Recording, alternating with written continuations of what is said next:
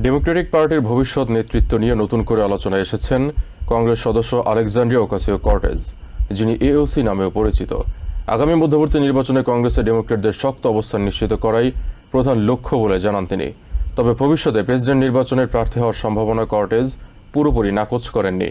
New হ্যাম্পশায়ারের জরিপে সম্ভাব্য Democratic প্রার্থীদের মধ্যে তার নাম এগিয়ে থাকার প্রসঙ্গেও কথা বলেন তিনি। তবে ব্যক্তিগত রাজনৈতিক উচ্চাকাঙ্ক্ষার চেয়ে আপাতত নির্বাচনে দলের জয়ের দিকেই বেশি গুরুত্ব দিচ্ছেন এই প্রভাবশালী প্রগতিশীল নেতা। এবিসি নিউজের সাক্ষাৎকারে নিউ হ্যাম্পশায়ারের একটি জরিপে ডেমোক্র্যাটদের সম্ভাব্য প্রেসিডেন্ট প্রার্থী হিসেবে নিজের নাম শীর্ষে থাকার প্রসঙ্গ ওঠে। প্রেসিডেন্ট নির্বাচনে লড়বেন কিনা জানতে চাইলে ওকাসিও-কর্টেজ সরাসরি না বলেননি। তিনি জানান, সম্ভাবনাটি তিনি এখনও পুরোপুরি বাতিল করেননি এবং মানুষের কাছ থেকে পাওয়া ব্যাপক সমর্থনে তিনি কৃতজ্ঞ। তবে ব্যক্তিগত উচ্চাকাঙ্ক্ষার চেয়ে বর্তমানে মধ্যবর্তী নির্বাচনে মনোযোগ রাখাকেই বেশি গুরুত্বপূর্ণ বলে উল্লেখ করেন তিনি। মধ্যবর্তী নির্বাচনকে সামনে রেখে তার প্রধান লক্ষ্য কংগ্রেসের ডেমোক্র্যাটদের আসন পুনরুদ্ধার এবং সেনেটেও দলের জয়ের সম্ভাবনা বাড়ানো। উইসকনসিনের গভর্নর নির্বাচনের প্রার্থী ফ্রান্সিস কাহংকে সমর্থন করবেন কিনা এমন প্রশ্নে তিনি জানান, ওই প্রতিদ্বন্দ্বিতায় এখনও কাউকে সমর্থন করেননি। নিজের 2018 সালের উত্থানের প্রসঙ্গেও কথা বলেন তিনি। ওকাসিও-কর্টেজ বলেন, নতুন প্রজন্মের প্রার্থীরা কর্পোরেট স্বার্থ বা দলীয় নেতাদের উপর নির্ভর না করে নিজেদের সংগঠন ও স্থানীয় জনগণের শক্তিতে এগিয়ে আসছেন। তার মতে, এই নতুন প্রগতিশীল রাজনৈতিক শক্তি ডেমোক্রেটিক পার্টিকে আরও শক্তিশালী করছে।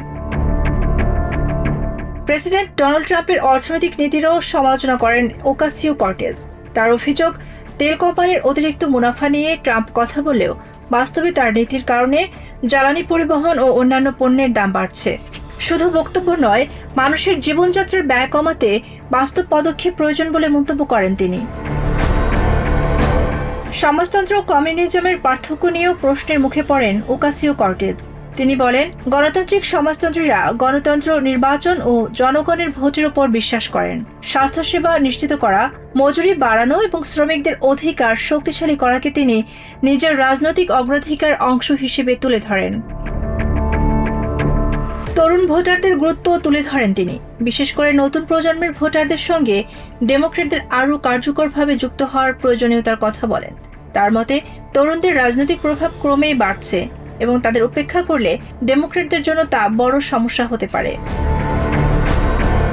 সেনেট নির্বাচনে চাকসুমারের বিরুদ্ধে লড়ার সম্ভাবনা নিয়েও প্রশ্ন করা হয়। ওকাসিও-কর্টেজ বলেন, এই পর্যায়ে যে কোনো সম্ভাবনাই খোলা রয়েছে, তবে তার তাৎক্ষণিক রাজনৈতিক লক্ষ্য মধ্যবর্তী নির্বাচন। ব্যক্তিগত জীবন নিয়েও কথা বলেন তিনি। ডিম্বাণু সংরক্ষণের প্রক্রিয়া শুরু করার সিদ্ধান্তের কথা জানিয়ে কর্মজীবী নারীদের প্রজনন স্বাস্থ্য নিয়ে খোলামেলা আলোচনা প্রয়োজন বলে মন্তব্য করেন। Tasmia Tumpa, TVN 24 news desk.